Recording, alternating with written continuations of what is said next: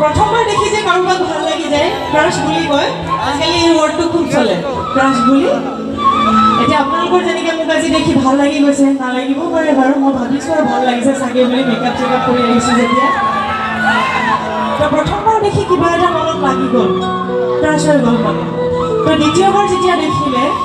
তেতিয়া আৰু অকণমান ভাল লাগি গ'ল মৰম লাগি গ'ল ভালকৈ যেতিয়া চালে ছোৱালীজনী ধুনীয়া দেখোঁ মৰম লাগি গ'ল আৰু তৃতীয়বাৰ যেতিয়া দেখিলে এই মৰম লগা ভাল লগা কিবা লগা সেইবোৰ দূৰলৈ গ'ল একেবাৰে প্ৰেম হৈ গ'ল আৰু একদম ৰখাব নোৱাৰিলে